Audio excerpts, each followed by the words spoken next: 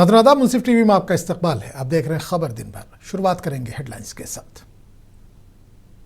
सुर्खियों को पेश करने में ताउन किया है डॉक्टर ऑर्थो ऑयल के साथ साथ डॉक्टर ऑर्थो कैप्सूल्स साथ लेना ना भूलें। वज़ीर आज़म नरेंद्र मोदी का बंगाल के झारग्राम में इंतखाबी जलसे से खिताब। कहा टीएमसी का एजेंडा रियासत के मुस्तकबिल के लिए नुकसानदेह।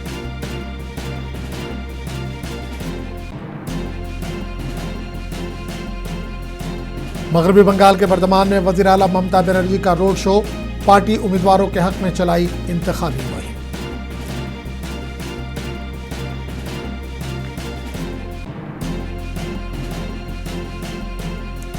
तमिलनाडु के कृष्णागिरी में इंडिया अलायंस की इंतखाबी मुहिम। मल्लिकार्जुन खड़गे और स्टालिन ने मुश्तरका तौर पर इंतखाबी जलसे से किया खिताब।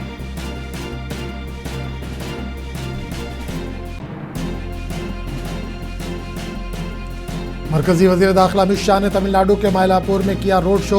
पार्टी उम्मीदवारों के हक में चलाई इंतखाबी मुहिम।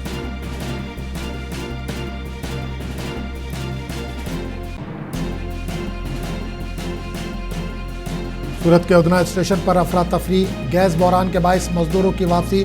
भीड़ पर काबू पाने के लिए लाठीचार्ज। मुतअद्दिद मजदूर जख्मी।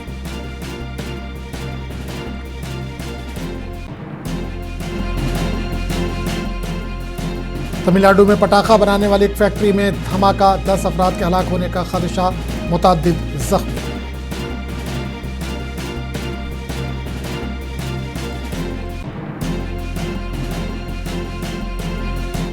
रिंकू सिंह की शानदार निस्फ सेंचुरी। राजस्थान रॉयल्स को 4 विकेट से शिकस्त। कोलकाता नाइट राइडर्स ने आईपीएल 2026 में पहली जीत दर्ज की।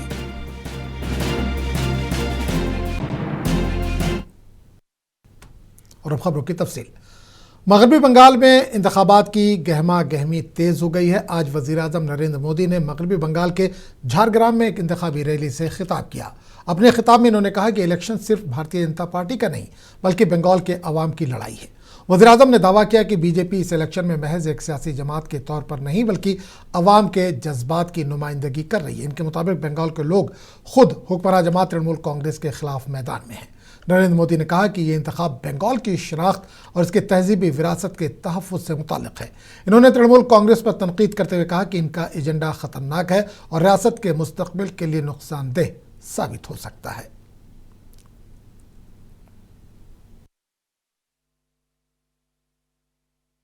ये चुनाव बीजेपी के कार्यकर्ता नहीं लड़ रहे हैं। ये चुनाव बीजेपी के कैंडिडेट नहीं लड़ रहे हैं। ये चुनाव बंगाल की जनता लड़ रही है। बंगाल की जनता।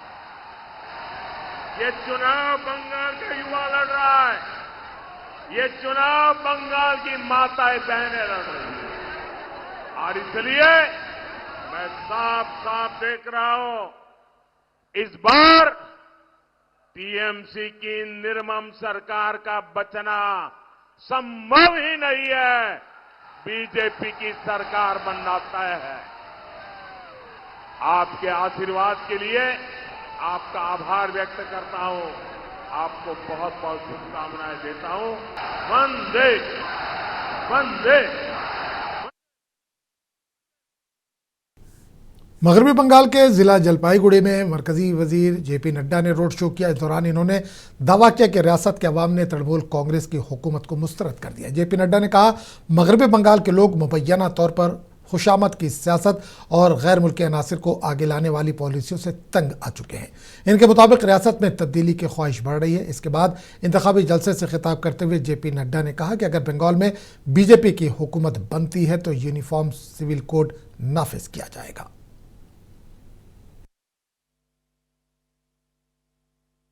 हमारी सरकार लाएंगे, यूनिफॉर्म सिविल कोड आएगा, सबके लिए समान कानून होगा, कोई बड़ा नहीं कोई छोटा नहीं, इसकी व्यवस्था की जाएगी। किसी को स्पेशल ट्रीटमेंट नहीं होगा, सबको बराबर देखा जाएगा। बोलो ऐसी सरकार चाहते हो ना? चाहते हो ना? यूनिफॉर्म सिविल कोड लागू हो। मित्रों, मैं यहां ये भी बताना चाहता हूं कि हम आयुष्मान भारत जिसमें 62 करोड़ लोगों को, गरीब लोगों को 62 करोड़ 5 लाख रुपए का गंभीर बीमारी के इलाज के लिए 5 लाख रुपए सालाना मोदी जी दे रहे हैं। और यहां पर ममता दीदी जो 1 करोड़ 25 लाख परिवार जिनको ये हक मिलना था उसको रोक के बैठी हुई है। आप 23 तारीख को शिखा दीदी को जिता दीजिए, 5 तारीख को हमारी सरकार बनाइए, 6 तारीख को आयुष्मान भारत लागू हो जाएगा। मगरबी बंगाल के बर्धमान में वज़ीर आला ममता बनर्जी ने इंतखाबी रोड शो किया। इस दौरान इन्होंने तकरीबन 2 किलोमीटर पैदल चलकर आवाम से बातचीत की और पार्टी उम्मीदवारों के हक में इंतखाबी मुहिम चलाई। इस मौके पर पार्टी कारकुनान और हामी बड़ी तादाद में मौजूद थे, जिन्होंने रास्ते के दोनों जानिब खड़े होकर नारे लगाए और पार्टी परचम लहराए। रोड शो के दौरान कारकुनों ने तृणमूल के हक में नारेबाजी की, जबकि कई अफराद नीले और सफ़ेद गुब्बारे भी साथ लाए थे। इससे कबल ममता बनर्जी ने कालना और मंतेश्वर में इंतखाबी जलसों से खिताब किया।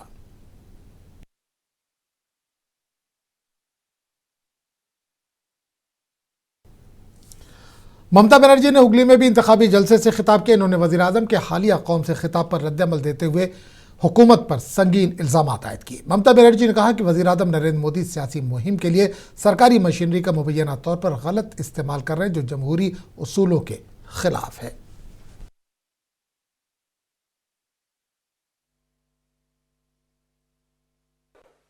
আপনাকে মানুষের কাছে জবাব দিতে হবে।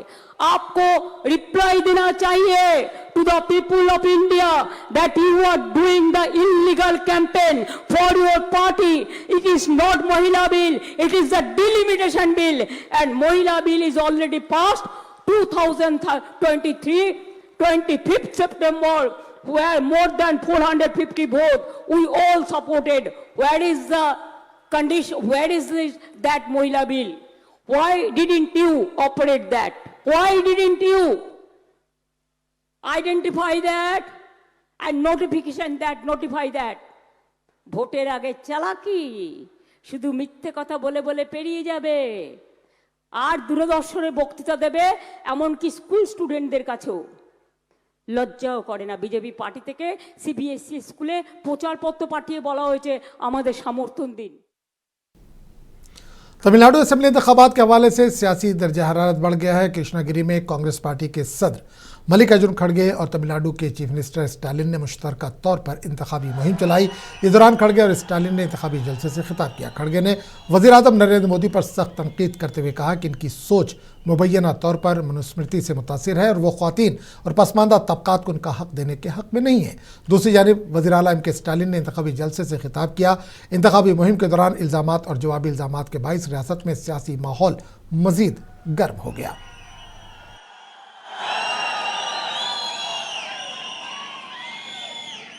ಸ್ಥಾನ ಕೊಟ್ಟೊಟ್ಟು ನಾವು ಮಾನ ಮರ್ಯಾದೆ ಕೊಟ್ಟೊಟ್ಟು ಮೋದಿ ಎಂದೂ ಕೊಟ್ಟಿಲ್ಲ. ಅವರ ಫಿಲಾಸಫಿ ಐಡಿಯಾಲಜಿ ಏನಿದೆ, ಅವರ ಐಡಿಯಾಲಜಿ ಮನುಸ್ಮೃತಿಯಲ್ಲಿ ಏನಿದೆ, ಅವ್ರು ಹೇಳ್ತಾರೆ ಹೆಣ್ಣು ಮಕ್ಕಳಿಗೆ ಎಂದೂ ಕೂಡ ಅಧಿಕಾರ ಕೊಡಬಾರದು ಅಂತ, ಶೂದ್ರರಿಗೆ ಅಧಿಕಾರ ಕೊಡಬಾರದು ಅಂತ ಹೇಳಿ. ಮೋದಿ ನೀವೆಲ್ಲಿ ಹೋಗಿರಿ, ಎಲ್ಲೆಡೆ ಕುಂತಿದ್ರಿ, ಜನರಿಗೆ ಹೊಡಿತಾ ಇದ್ದಾರೆ, ಜನರಿಗೆ ಹರಾಸ್ಮೆಂಟ್ ಮಾಡ್ತಾ ಇದ್ದಾರೆ, ಹೆಣ್ಣು ಮಕ್ಕಳ ಮೇಲೆ ರೇಪ್ ಮಾಡ್ತಾ ಇದ್ದಾರೆ. ನೀವು ಮನೆಯಾಗ ಕುಂತು ಮಜಾ ಮಾಡಿಕೊಂಡು ಹೆಲಿಕಾಪ್ಟರ್ನಲ್ಲಿ ತಿರುಗಾಡಿ ಭಾಷಣ ಮಾಡ್ಕೊಂಡು ಓಡಾಡಿದ್ರೆ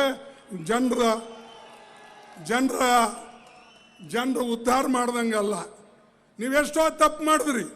ಸುಳ್ಳಾಡೋ ಮೋದಿ ಅಂದರೆ ಸುಳ್ಳು, ಮೋದಿ ಅಂದರೆ ಡಿಮಾನಿಟೈಸೇಷನ್ ಮಾಡ್ತೀನಂತ, தேசத்தை உத்தார் மாடுத்தினு ಹೇಳ್ದ. ஓய்த்து ஓசூர்ல பன்னாட்டு மாநகரம் அமைக்கணும்னு நாம் கோரிக்கை வைக்கிறோம். ஆனால் ஒன்றிய பாஜக அரசு இதுக்கு மறுப்பு தெரிவிக்கிறாங்க. ஓசூர் வளர்ச்சிக்கு இதை விட துரோகம் இருக்க முடியுமா? தமிழ்நாட்டில் இருக்கிற தொழிற்சாலைகளோட எண்ணிக்கை சமீபத்தில் 40,000 தாண்டி இருக்கு. இந்தியாவோட வளர்ச்சியிலேயே தமிழ்நாடு तमिलनाडु के नए वज़ीर आला उदयनिधि स्टालिन ने चेन्नई में इंतखाबी मुहिम चलाई। इस दौरान इन्होंने मुख्तलिफ अवामी इज्तिमात से खिताब करते हुए अपनी हुकूमत की कारकर्दगी और आइंदा मनसूबों को उजागर किया। इंतखाबी मुहिम के दौरान बड़ी तादाद में कारकुनान और मुकामी अवाम ने शिरकत की। सियासी माहिरीन के मुताबिक रियासत में इंतखाबात के करीब आते ही मुहिम में शिद्दत आ रही है और तमाम बड़ी जमातें अपने हलकों में सरगर्म हो गई हैं।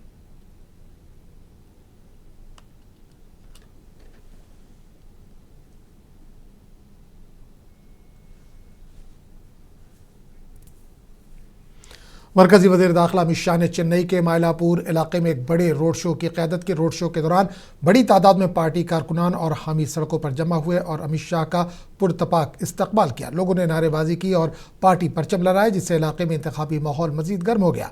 अमित शाह ने इस मौके पर आवाम से रब्ता कायम किया और पार्टी उम्मीदवारों के हक में हिमायत तलब की। सियासी मुबस्सिरीन के मुताबिक इस रोड शो को इंतखाबी मुहिम का अहम हिस्सा करार दिया जा रहा है।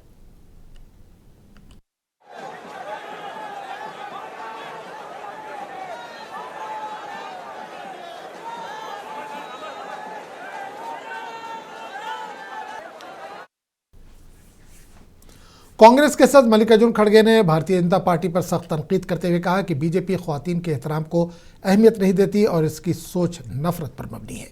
बेंगलुरु में दिए गए एक बयान में मल्लिकार्जुन खड़गे ने कहा कि बीजेपी की नजरियाती पॉलिसी ख्वातीन के हुकूक और उनके वक़ार के खिलाफ है। इनके मुताबिक मुल्क में ख्वातीन के तहफ़्फ़ुज़ और एहतराम के लिए मुस्बत सियासत की ज़रूरत है। He is telling that the Mahila Arakshan bill is defeated. Mahila Arakshan bill is different and new delimitation bill is different. We passed unanimously Mahila reservation bill in 2023 itself, and Modi ji himself congratulated all parties for unanimity, and all people are unanimously voted and passed. Why he kept 30 months in cold storage? I want to ask. He did not do it. Not only that, even he has not notified that bill. The bill which was passed in 2023 was not notified. Only on 16th night, 3 o'clock, he notified. It means that bill was not in existence, but still he brought amendment. To which bill? I want to ask. So, just he is playing to the gallery. Just he is playing that I am for women and only the. वज़ीर-ए-आज़म नरेंद्र मोदी के कौम से खिताब के बाद सियासी रद्द-ए-अमल का सिलसिला जारी है। इस मौके पर कांग्रेस के रुकने पार्लियामेंट नासिर हुसैन ने वज़ीर-ए-आज़म के बयान पर तनकीद करते हुए कहा कि वो एक सियासी कारकुन की तरह गुफ्तगू कर रहे हैं। नासिर हुसैन के मुताबिक वज़ीर-ए-आज़म के खिताब में एक जिम्मेदार ओहदे की संजीदगी, वक़ार और सियासी शाइस्तगी का फुक़दान नजर आया। उन्होंने कहा कि मुल्क के वज़ीर-ए-आज़म के बयानात में तहम्मुल और वक़ार होना चाहिए। वादा है कि वज़ीर-ए-आज़म नरेंद्र मोदी ने कौम से खिताब के दौरान कांग्रेस और अपोजिशन पर सख्त तनकीद की थी। Prime Minister of our country has lost his mind. He is behaving as if he is a small karyakarta of Bharatiya Janata Party. He should understand he is the Prime Minister of this country. There should be some decorum. There should be some dignity. There should be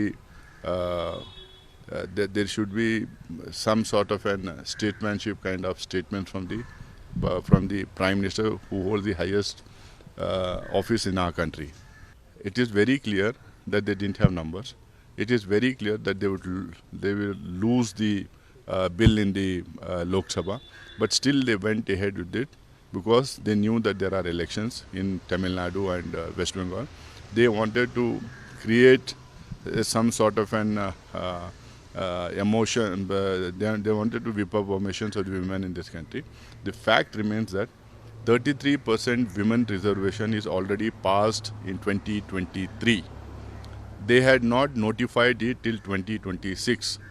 They notified it after realizing that this bill will be defeated on the floor of the House in Lok Sabha. Congress stand is very clear. We are for 33% reservation for women. We have already passed it in 2023. We have still stated, all our leaders in Lok Sabha, all our speakers in Lok Sabha have made it very clear. Let them implement 33% within the 540. आम आदमी party के leader Sanjay Singh ने कहा कि BJP women's reservation को लेकर झूठ फैला रही है। अहमदाबाद में मीडिया से बात करते हुए उन्होंने कहा कि साल 2023 में वज़ीर-ए-आज़म नरेंद्र मोदी ने ही बिल में लिखा था कि पहले मर्दमशुमारी होगी, फिर डिलिमिटेशन होगा, फिर इसके बाद विमेंस रिजर्वेशन होगा। इसके बावजूद बीजेपी लीडर अब मुल्क भर में झूठ फैला रहे हैं, जबकि विमेंस रिजर्वेशन बिल पहले ही पास हो चुका है। देखिए, पहली बात तो आप लोगों के माध्यम से मैं बहुत स्पष्ट करना चाहता हूं कि महिला आरक्षण बिल लागू हो चुका है। इन्वर्टेड कामा में फिर से दोहरा रहा है इसको। महिला आरक्षण बिल जो 2023 में आदरणीय नरेंद्र मोदी जी की सरकार ने पास किया था, वो 16 अप्रैल 2026 से पूरे हिंदुस्तान में लागू हो चुका है। इसलिए अगर इसके बारे में कोई सवाल उठा रहा है तो ये पूरी तरह से झूठ है, असत्य है, गलत है। नंबर एक। दूसरी बात, बिल क्या था? बिल था डिलिमिटेशन का। डिलिमिटेशन के बारे में 2023 का बिल खुद से पढ़िए आप, और उसमें प्रधानमंत्री मोदी जी की सरकार ने लिखा था कि पहले सेंसस होगा, फिर डिलिमिटेशन होगा, फिर आरक्षण होगा। ये मैंने नहीं लिखा था, 2023 के बिल में आदरणीय प्रधानमंत्री मोदी जी ने लिखा था। तो आप समझ गए, उनके खुद के बिल में यह था कि हम जनगणना कराएंगे, जनगणना कराने के बाद परसीमन कराएंगे, परसीमन कराने के बाद आरक्षण देंगे। अब आप जनगणना कौन सी कराएंगे? कौन सी जनगणना आप मानेंगे? आप हिंदुस्तान की जनता का 12,000 करोड़ रुपए 2026 से होने वाली जनगणना में खर्च कर रहे हैं, जो अभी शुरू है पूरे देश में, जिसके लिए गृह मंत्री अमित शाह जी ने भी कहा सदन में कि हम मुल्क में जारी रसोई गैस के बहरान से अफरा तफरी मची हुई है। सूरत के उदना रेलवे स्टेशन पर अफरा तफरी देखी गई। मजदूरों की बड़ी तादाद की वापसी से सूरत हाल बिगड़ गई। मजदूर गैस बहरान के बाइस अपने आबाई गांव वापस जाने के लिए स्टेशन पहुंचे। इतलात के मुताबिक ट्रेनों की कमी के बाइस प्लेटफॉर्म पर शदीद भीड़ जमा हो गई, जिससे भगदड़ जैसी सूरत हाल पैदा हुई। मौके पर मौजूद रेलवे हुक्काम ने फौरी तौर पर सूरत हाल को काबू में लाने की कोशिश की। भीड़ को मुंतशिर करने के लिए पुलिस को तलब किया गया और हालात काबू में रखने के लिए कार्रवाई की गई। इस दौरान स्टेशन पर खौफ और राज का माहौल देखा गया। इस दौरान पुलिस ने हालात पर काबू पाने के लिए लाठीचार्ज किया। इस दौरान कई मजदूरों के जख्मी होने की भी इत्तला है।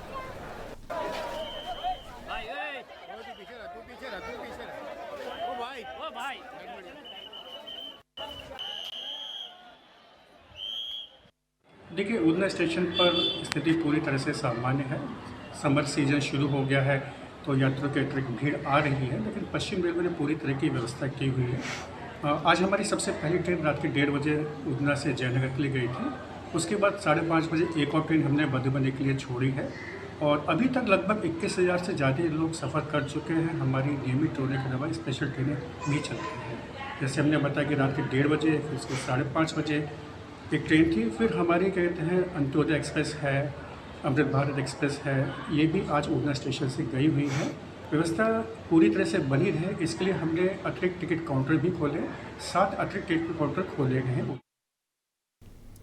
लोकसभा की कार्रवाई के दौरान निशिकांत दुबे की जानिब से दिए गए एक मुतनाज़ बयान के बाद भिवंडी में सियासी माहौल गर्म हो गया है और शिवसेना यूबीटी ने सख्त एहतजाज शुरू कर दिया है। इतलात के मुताबिक दुबे ने ऐवान में एक मारूफ अदाकार के खुदकुशी केस का बिलवास्ता हवाला देते हुए शिवसेना यूबीटी के एक नौजवान लीडर का नाम लिया, जिस पर शदीद एतराज़ किया गया। बताया जा रहा है कि बयान बाद में सरकारी रिकॉर्ड से हज़फ भी कर दिया गया। इस मामले पर ऐवान में हुक्मरान जमात और अपोजिशन के दरमियान ज़बरदस्त हंगामा आराई भी देखने को आई। इस दौरान सुप्रिया सूले समेत nationalist Congress party, Sharad Pawar group और कांग्रेस के अरकान ने दुबे के बयान की सख्त मजम्मत करते हुए एहतजाज किया। आज भिवंडी में मुनक़िदा एहतजाज के दौरान ख़वातीन ने निशिकांत दुबे के पोस्टर पर चप्पल बरसाए और माफ़ी मांगने का मुतालबा किया।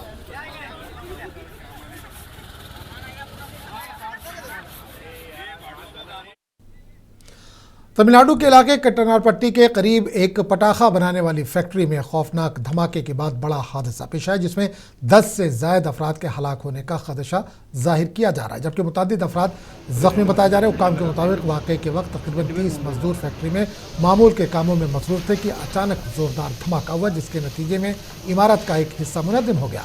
धमाके के बाद इलाके में अफरा तफरी फैल गई और इमदादी टीमों ने मौके पर पहुंचकर रेस्क्यू ऑपरेशन शुरू कर दिया। जख्मियों को करीबी अस्पताल मुंतकिल किया गया है।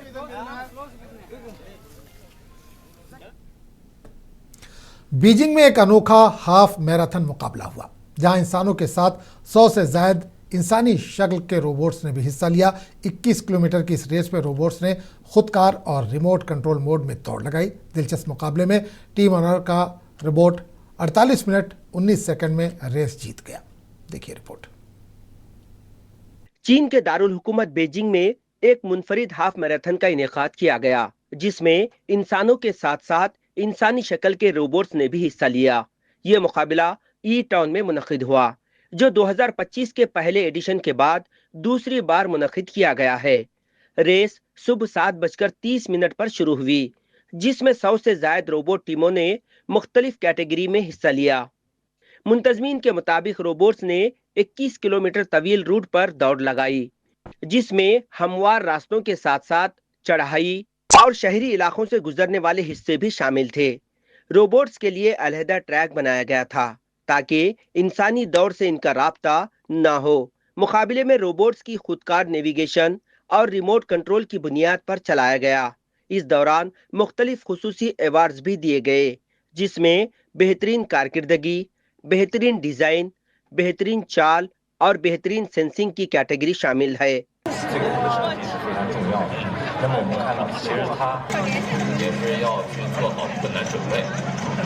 रेस के दौरान रोबोट पर सपोर्ट सर्विसेज भी फराहम की गई, जिनमें रोबोट चेंज स्क्वाड, नेविगेशन मदद, सफाई का निज़ाम और मुख्तलिफ परफॉर्मेंस शामिल हैं, जो रोबोट्स के बढ़ते हुए अमली इस्तेमाल की अक्कासी करते हैं। मुकाबले में टीम ऑनर के रोबोट्स ने शानदार कारकर्दगी दिखाते हुए रिमोट कंट्रोल कैटेगरी में 48 मिनट 19 सेकंड में रेस मुकम्मल करके पहली पोजीशन हासिल की। ब्यूरो रिपोर्ट, मुंसिफ टीवी। अमेरिकी सदर ट्रंप ने कहा कि अमेरिकी मुज़ाकरातकार पीर के रोज़ पाकिस्तान जाएंगे, जहां ईरान के साथ अहम मुज़ाकरात होंगे। ये मुज़ाकरात ऐसे वक्त में हो रहे हैं जब अमेरिका और ईरान के दरमियान कशीदगी बरकरार है और ख़ित्ते में सिफारती कोशिशें तेज़ हो गई हैं। इत्तलात के मुताबिक ये मुज़ाकरात पाकिस्तान की मेज़बानी में इस्लामाबाद में होने का इम्कान है, जहाँ दोनों फ़रीक़ैन के दरमियान कशीदगी कम करने और मुमकिना जंग बंदी पर बातचीत की जाएगी। ज़राए के मुताबिक अमरीकी और ईरानी वफूद पहले भी पाकिस्तान में मुज़ाकरात कर चुके, ताहम इस बार सूरत हाल ज़्यादा हसास करार दी जा रही है। पाकिस्तान इस अमल में सालसी का किरदार अदा कर रहा है ताकि दोनों ममालिक के दरमियान तनाव कम किया जा सके और खित्ते में इस्तेहकाम बहाल हो सके।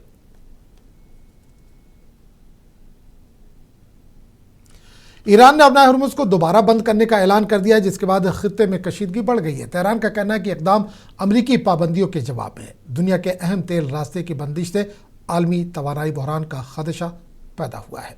पेश है रिपोर्ट। ईरान ने एक बार फिर आबनाए हुर्मुज़ को बंद करने का ऐलान किया है और इस रास्ते से गुजरने वाले बाज़ जहाज़ों पर फायरिंग के भी वाक़यात सामने आए हैं। ईरानी हुक्काम के मुताबिक ये इक़दाम अमेरिका की जानिब से ईरानी बंदरगाहों की मुबैना नाकाबंदी के जवाब में उठाया गया है। पासदाराने इनकलाब ने खबरदार किया है कि जब तक ये पाबंदियां खत्म नहीं होती, आबनाए हुर्मुज़ बंद रहेगी और किसी भी जहाज को गुजरने की इजाजत नहीं दी जाएगी। आबनाए हुर्मुज़ दुनिया के अहम तरीन तेल बरदार रास्तों में से एक है, जहां से आलमी सतह पर बड़ी मिकदार में तेल की तरसील होती है। इसकी बंदिश से आलमी तवानाई मंडी में शदीद बहरान का खदशा पैदा हो गया है। दूसरी जानिब अमेरिका और ईरान के दरमियान जंग बंदी भी जल्द खत्म होने वाली है, जबकि पाकिस्तान दोनों ममालिक के दरमियान मज़ाकरात के एक और दौर के लिए कोशिशें कर रहा है। ब्यूरो रिपोर्ट, मुंसिफ टीवी। रूस ने यूक्रेन की जानिब से ड्रोन फैक्ट्री पर हमले के बाद जवाबी कार्रवाई करते हुए यूक्रेन के मुख्तलिफ इलाकों में शदीद ड्रोन हमले किए, जिनके नतीजे में कम अज़ कम 2 अफराद हलाक और कई जख्मी हुए। हुक्काम के मुताबिक शुमाली यूक्रेन के शहर चिरनयू में रात के वक्त होने वाले बड़े ड्रोन हमले में 16 साल लड़का हलाक, जबकि 4 अफराद जख्मी हुए। रेस्क्यू टीमों ने मलबा हटाते हुए लड़के की लाश निकाली, जबकि कई घरों में आग लगने की भी इत्तलात है।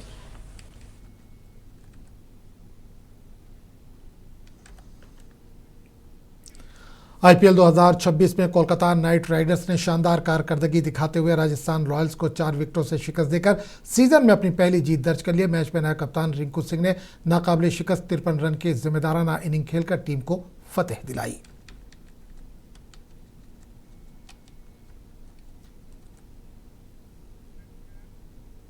इस बुलेटिन में फिलहाल इतना ही। अगले बुलेटिन में आपसे फिर मुलाकात होगी। आदाब।